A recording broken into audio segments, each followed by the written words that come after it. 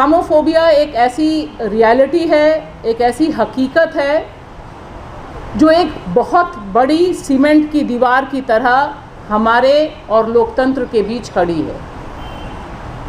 और इसकी नींव कब पड़ी थी, कैसे पड़ी थी? निश्चित तौर पर इसकी नींव 2014 से बहुत पहले पड़ी थी। यहाँ पर जितने लोग हैं तकरीबन उसके अलग अलग समय के गवाह रहे हैं। लेकिन एक ड्रास्टिक चेंज 2014 के बाद भारत के लोकतंत्र में, उसकी जमहूरियत में आया है।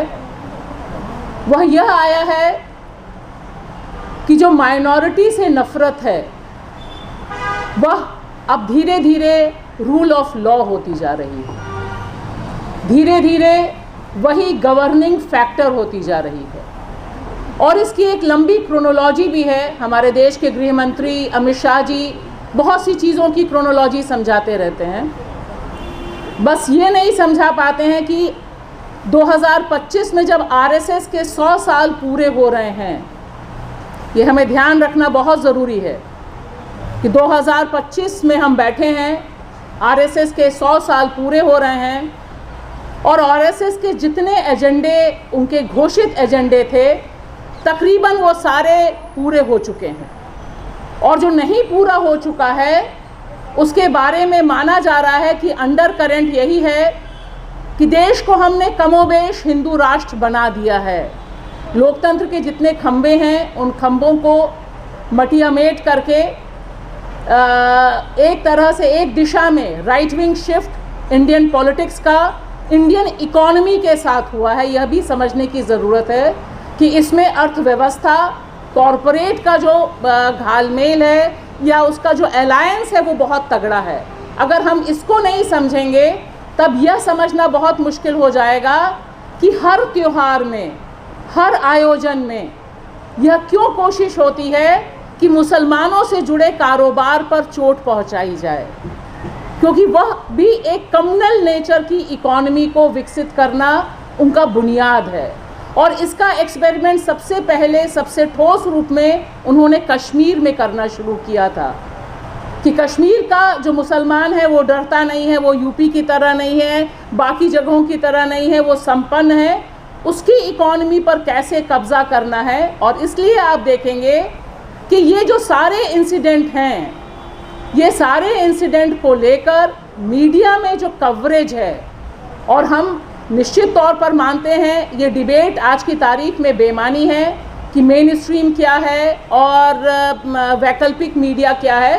क्योंकि आज अगर आप चुनाव कवरेज के लिए जाएं, रिपोर्टिंग के लिए जाएं, जितने पत्रकार, सहाफ़ी यहाँ पर मौजूद हैं वे सब जानते हैं कि आपको बाइट देने से पहले, आपसे बात करने से पहले भारत का नागरिक ये पूछ लेता है कि आप किस तरफ खड़े हो, आपका चैनल क्या है, आप किस अखबार के नुमाइंदे हो यहाँ पर। तो ये अब दौर नहीं है कि लोगों में कोई भ्रम है, इसे लेकर कोई मुगालता है। वो मुगालते वाला दौर भारत का जो सिटीज़न है, जो भारत का नागरिक है, वह पार कर चुका है।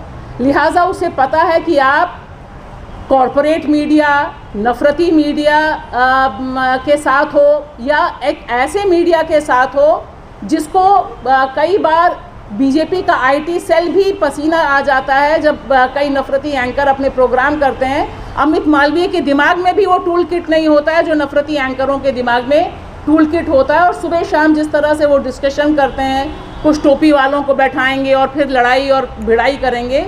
मैं इसलिए कह रही हूँ क्योंकि दरअसल यह पूरी कोशिश है कि आज का जो मीडिया है, जो कॉरपोरेट मीडिया, नफ़रती मीडिया, गोदी मीडिया, किसी नाम से भी आप कहिए, दरअसल वह परसेप्शन बनाने की इंडस्ट्री में तब्दील हो गया है। वह अवधारणा बनाता है कि मुसलमान जिहादी है, कोई क्रिश्चियन है तो वो कन्वर्जन से जुड़ा हुआ मसला करेगा, कोई महिला है और महिला अगर शहर में रह रही है और अगर अपने दोस्त के साथ जा रही है और उसके साथ रेप होता है, यौन हिंसा होती है, तो उसके ऊपर मॉरल पुलिसिंग का काम करेगा। ये अलग अलग लेवल पर जो आज का मीडिया है वह काम कर रहा है, ऑपरेट कर रहा है। और एक तरह से इस मीडिया ने एक इंडस्ट्री का रूप अख्तियार कर लिया है और वह इंडस्ट्री नफ़रत के ऊपर टीआरपी हासिल करने का काम करती है और उसे काफ़ी कंसोलिडेट कर दिया गया है, काफ़ी उसका एक पुख्ता आधार बन गया है। यह माइनॉरिटी का जितना विरोध है, मुसलमान का जितना विरोध है, उतना ही एक आज़ाद ख्याल औरत का उसे विरोध है। इसीलिए शाहीन बाग जब होता है वह भी एक टेस्ट केस होता है इस कॉरपोरेट मीडिया का कि किस तरह से स्टोरी मुसलमान औरतों के खिलाफ प्लान कराई जाती है। आज कई लोग आए हुए हैं जिनसे मेरी मुलाकात शाहीन बाग आंदोलन के समय हुई थी और उन्होंने किस तरह से इसका काउंटर किया था।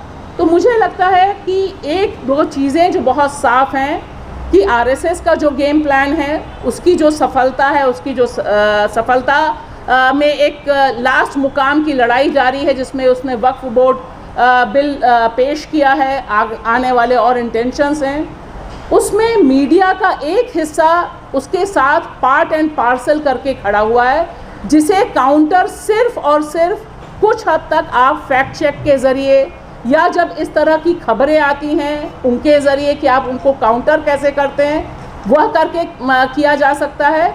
और साथ ही साथ मुझे लगता है कि जो डिफरेंट प्लेटफॉर्म्स हैं जहां पर उनके बारे में असलियत क्या है, ज़मीन पर खबर क्या है, क्योंकि देखिए संभल एक टेस्ट केस है। वक्फ बोर्ड पर जब मुसलमान शांतिपूर्ण ढंग से दाहिने हाथ पर काली पट्टी बांध कर जाता है और उस पर 300 से अधिक केसेस होते हैं और उसकी कवरेज आप उठा के देख लीजिए, उसकी कवरेज की भी एक लिमिटेशन है। हमारी आपकी जितने यहाँ पर लोग मौजूद हैं, हम जितने भी कवर करते हैं, वह उनका जो परसेप्शन है उसे काउंटर करने में अभी हमारी जो ताकत है हमें मानना होगा कि वह कम है अभी। और नफ़रत एक सिर्फ शरबत जिहाद, थूक जिहाद, फ्लड जिहाद मामला नहीं है। मामला असल में ये है कि उनको नफ़रत का जो बीज है वह लगातार मेजॉरिटी के दिमाग में ज़िंदा रखना है और माइनॉरिटी को सिर्फ और सिर्फ फोकस रखना है कि वह अपने सर्वाइवल के लिए, सेकेंड ग्रेड सिटीज़नशिप के लिए कैसे उसका दिमाग में आप इतना प्रेशर कर दें कि वो उसके बियॉन्ड कुछ ना सोच पाए।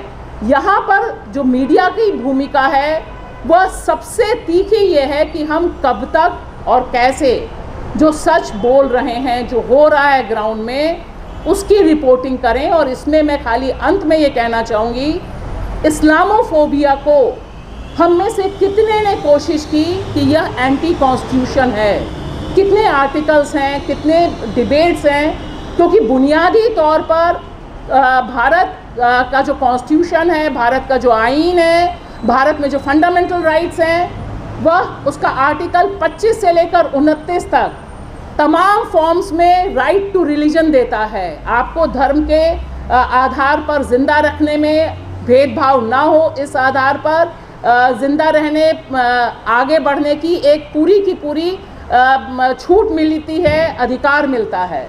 सवाल ये है कि ये जो पूरा का पूरा टर्म है, इस टर्म के ख़िलाफ़ हम बाकी जो मूवमेंट चल रहे हैं, बाकी जो आंदोलन है, आइन को बचाने का आंदोलन है, कॉन्स्टिट्यूशन को बचाने का आंदोलन है, इसे हमें इक्वेट करना ज़रूरी है। मामला सिर्फ माइनॉरिटी या सिर्फ मुसलमान या कल सिर्फ ईसाई का नहीं है या सिर्फ महिला का नहीं है।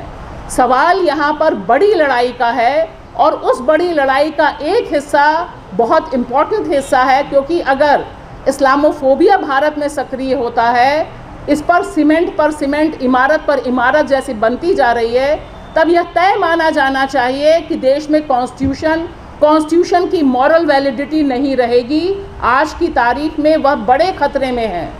लिहाजा हम किस तरह से क्वाइन कर रहे हैं, हम किस तरह से चीज़ों को पेश कर रहे हैं, फैक्ट फाइंडिंग्स तमाम आंदोलनों में होती हैं, तमाम बुलडोज़र के ख़िलाफ़ हस्तक्षेप होता है। यहीं पर हमने प्रेस कॉन्फ्रेंसेस की हैं, यहाँ बैठे हैं, लेकिन उसके बावजूद जो नफ़रत बनाने वाली फैक्ट्री है, जिसका एक बड़े पैमाने पर हिस्सा मीडिया है, मीडिया में मेन स्ट्रीम मीडिया है, उसका काउंटर अभी ज़मीन पर कम है। तो ये हमें मानना होगा कि हम उसका काउंटर करने की रणनीति सबसे पहले ये कर सकते हैं कि जब इस तरह की खबरें, इस तरह के शोज़ आते हैं, तो क्या हम चुनकर इस तरह की जो फर्जी खबरें हैं, नफ़रत फैलाने वाली खबरें हैं, उनके खिलाफ एक पब्लिक में अपने सोशल प्लेटफॉर्म पर एक मिशन के तौर पर चलाया जा सकता है क्या कि ये जो खबर है यह गलत है। इस खबर के आधार पर जो दंगे हो रहे हैं, उनका दंगे कराने की तैयारी है, मुसलमानों को डीह्यूमनाइज करने की तैयारी है, और सबसे बड़ी बात डीफ्रेंचाइज करने की जो तैयारी है। वक्फ बोर्ड बिल का पास होना दरअसल देश के मुसलमानों को डीफ्रेंचाइज करने की तैयारी है, तैयारी की दिशा में उठाया गया बड़ा खतरनाक कदम है। लिहाजा आज की तारीख में बड़े पैमाने पर छोटे बड़े प्लेटफॉर्म्स के ज़रिए इस्लामोफोबिक मैसेज का काउंटर करते हुए इसको कनेक्ट करना, जमहूरियत की बचाने की जो लड़ाई है, कॉन्स्टिट्यूशन बचाने की जो लड़ाई है, बाकी जो लड़ाइयाँ चल रही हैं उससे कैसे हम कनेक्ट कर सकते हैं ताकि यह एक ब्रॉडर इशू के रूप में हो। उनकी मंशा ये है कि हम छोटे छोटे हिस्सों में रहें। एक पत्रकार मार डाला जाए छत्तीसगढ़ में, एक पत्रकार की उत्तर प्रदेश में, लगातार आप देखिए पत्रकारों की हत्याएं हो रही हैं, एक के बाद एक हत्याएं हो रही हैं, लेकिन उस पर एक बड़ी कंसेंसस नहीं बन पाती है। कोशिश ये होनी चाहिए कि इस बड़ी लड़ाई को बड़े प्लेटफॉर्म के साथ पॉलिटिकल पार्टीज़ को कंपेल किया जाए कि वे इसे लेकर हंगामा करें, बात करें, और जो लोग नहीं बात कर रहे हैं उनको पकड़कर उनसे अकाउंटेबिलिटी मांगी जाए, क्योंकि अब लड़ाई जिस मुकाम पर है उसमें एक निर्णायक स्टेप उठाना, निर्णायक रूप से एकता करनी, और वो तमाम सहाफ़ी, तमाम जर्नलिस्ट जो इस्लामोफोबिक माइनॉरिटीज़ पर हमले को कॉन्स्टिट्यूशन पर हमला मानते हैं, उनके बीच एक ब्रॉडर यूनिटी बनना, ब्रॉडर साझा बनना मुझे लगता है बहुत ज़रूरी है। नहीं तो एक स्टेज पर आपको लगता है कि अकेले अकेले लड़ाई लड़ी जा रही है। एक दिन हम गुलफिशा की बात करते हैं, एक दिन हम उमर खालिद की बात करते हैं। इसके बजाय अगर एक हम कॉम्प्रिहेंसिव बात करें कि यह लड़ाई एक बड़ी लड़ाई का हिस्सा है और उसमें सारे तरह के चेहरों की शिरकत बहुत ज़रूरी है, तभी इससे एक राह मिल सकती है। वे चाहते हैं कि हम परेशान हों, हम परेशान हैं, लेकिन इस परेशानी का सबब और जवाब सिर्फ कड़ी से कड़ी जोड़कर आगे बढ़ते हुए, सही रिपोर्टिंग करते हुए, ज़मीन से रिपोर्टिंग करते हुए, जो कि आज की तारीख में बहुत मुश्किल है, लेकिन अगर हमारी जो ताकत है उससे अगर हम कर सकें तो शायद एक आस की किरण जगती है। शुक्रिया। NGTV, the voice of common people।